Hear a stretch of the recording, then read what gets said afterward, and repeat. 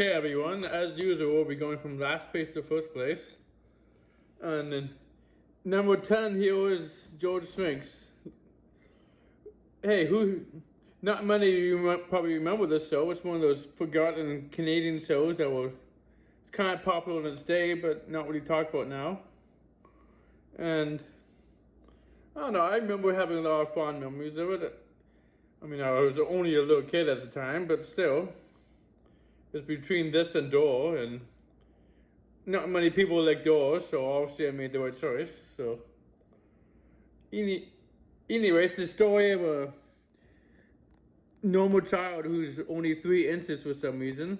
In the book, I guess it was a dream or something, but in the show, guess he was just born that way. Not sure how that happens, but it happened, and anyway, I don't have too much to say about this one, but it's a good place to start. So number 10. Sorry, my computer does that for some whatever. Anyway, moving on.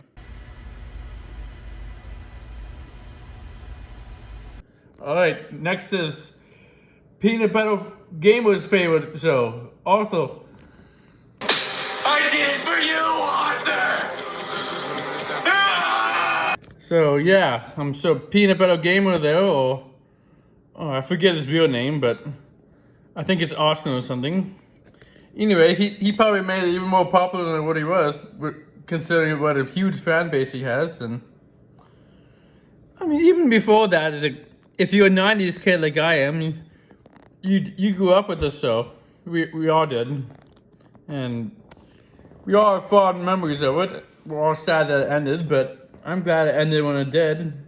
Got to remain on top and didn't get ruined, like a lot of other shows. And yeah, and like Peanut Butter Gamer says, it has all these memes for a reason. It's a very funny show, funny, relatable show. And number 9, everybody's favorite author.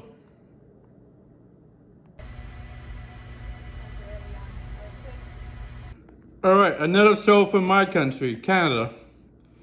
Yeah, I'm Canadian.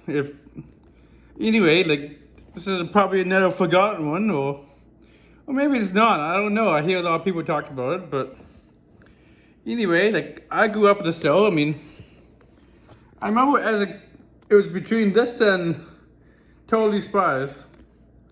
My sister always preferred that one, but my brother and I always preferred this one, and I don't know, I guess it was a guy's thing or something, but regardless, the show eventually crossed over with each other.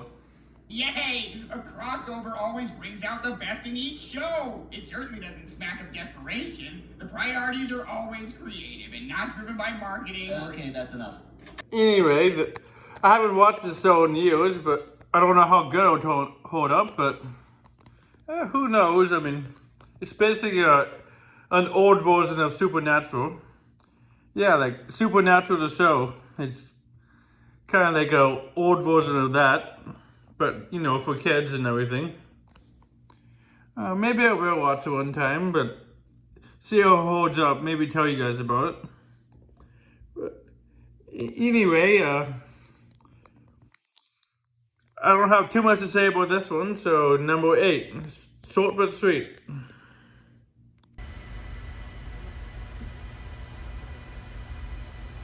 Please let this be a normal field trip with Okay, next is Magic School Bus.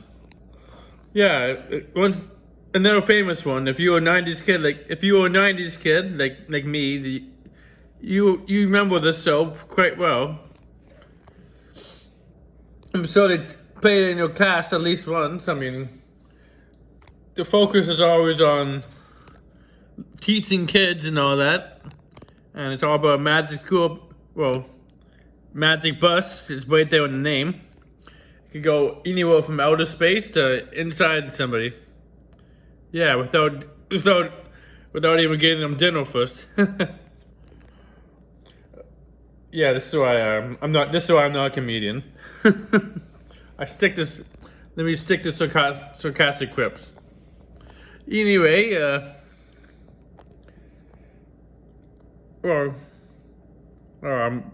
I thought I had more to say, but it's a, like I said, it's a very well-known show, and not bad for something that started off with nearly killing a main character. Yeah, the idiot took his helmet off right there on Pluto. I mean, what? But since it's a kid's show, he just got a cold or something. But anyway, I like that in seriousness though, I like that the teacher though, she actually shows she does show genuine concern whenever the kids are in danger, and so definitely one of the best teachers in my opinion. Anyway, number 7. Yeah, Magic School Bus. Everyone's a show that most of us remember pretty well, even with the terrible remakes that they try to do. I swear, there was only half that much an hour ago. Ian, you left it like this all day. That's horrible. You have to clean the cage. I tried.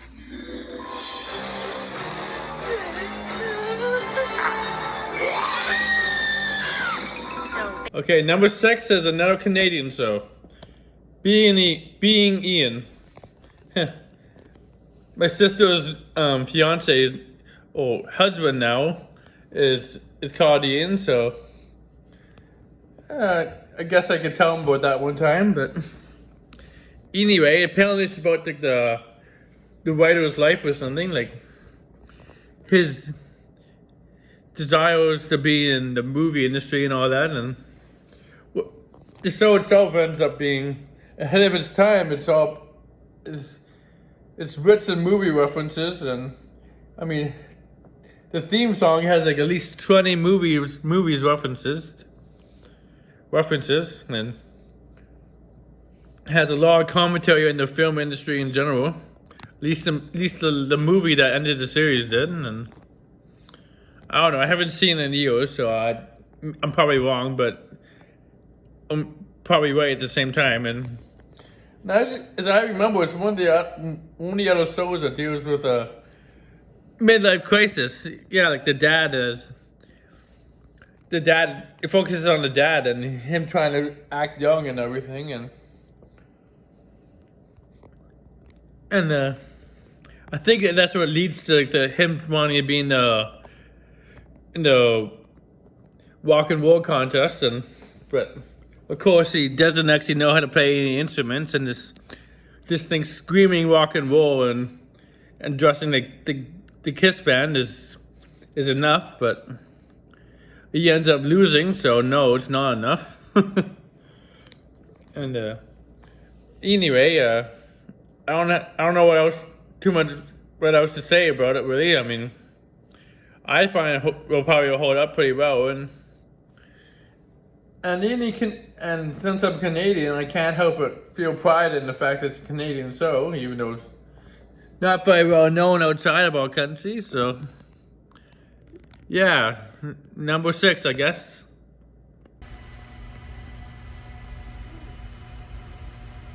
Okay, number 5.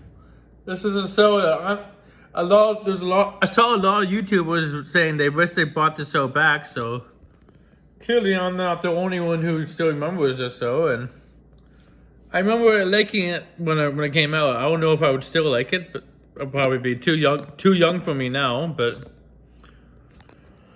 I don't know, it seems to be what Camp Coral wants to be. I mean, a camp show with Tom Kenny and Doug Lawrence. Doug Lawrence is Plankton, if you don't know. Yeah. And like I said, I don't know if I would still like it now, but I mean, it's very slapstick and over the top, kid themed. But yeah, I liked it a lot when it was on. So I guess I added to the list, number 5. Okay, number 4, Goosebumps. Yeah, this is another Canadian show, but unlike most of the others, this one's very well known, and people call it the king of the 90s, and it was between this and Are You Afraid of the Dark? This is depending on which one you'd like better.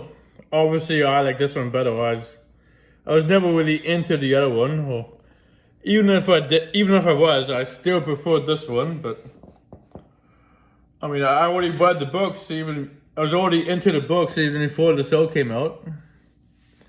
And I don't know. Even though this show scared me, I still came back to it every week. I mean, I wasn't always the playful goth that I am now, but the few things I did like that was considered gothic were Modern Mystery and Goosebumps. And yeah, I guess that's what I have to say about it. I mean, everybody knows about Goosebumps. At least I assume you do. And yeah, another Canadian is any excuse to talk about Canadian shows, right? Anyway, that's all I have to say about it. So number 4.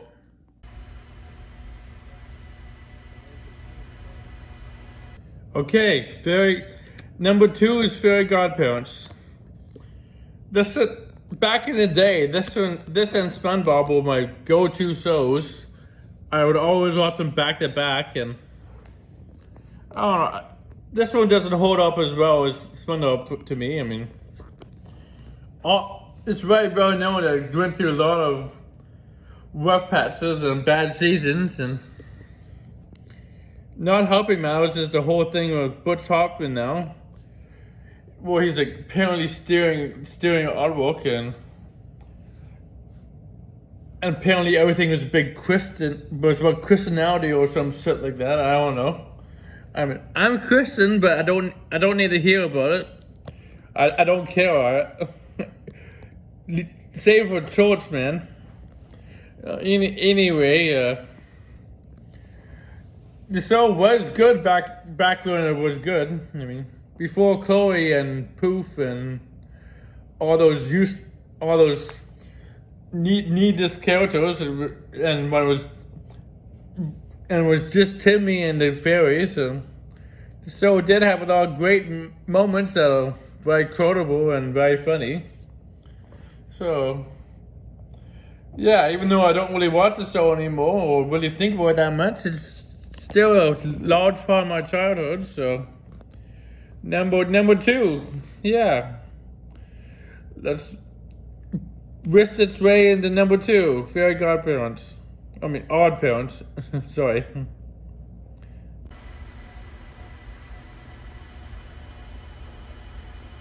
All right, I actually forgot about this one. If I said number 2 was Fairy Odd Parents, it was actually number 3. This is number 2, Teen Titans, the original one. Yeah, not the Go one. I know the hate for that one is overplayed, but it's because we all loved the first one, and it kind of felt like the creators were dumping all over us for liking that one, but whatever. I'm not gonna get into that. I mean, it's gonna start all this debate and all that shit. And anyway, I guess we all have fond memories of it. I don't know why it disappeared from networks, but since I'm Canadian, I could probably find the episode somewhere. And anyway, we all liked that. It was basically anime, and I mean, very action packed and ahead of its time and all that crap. But anyway, what can I really say? There's probably other people who could talk about it way better than I can, so I'll just leave it at number 2, I guess.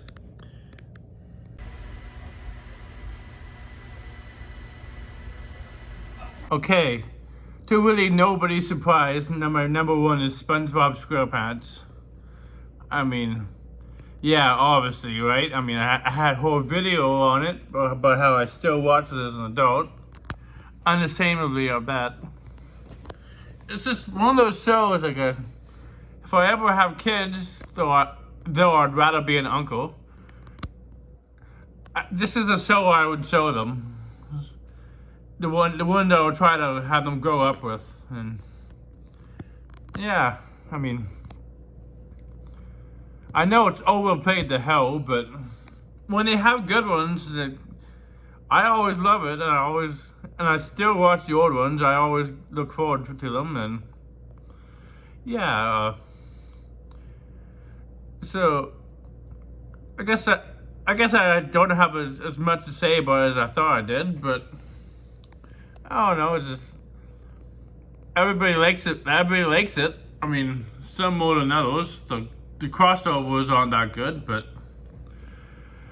hey, anyway, it's number one, I guess. SpongeBob SquarePants.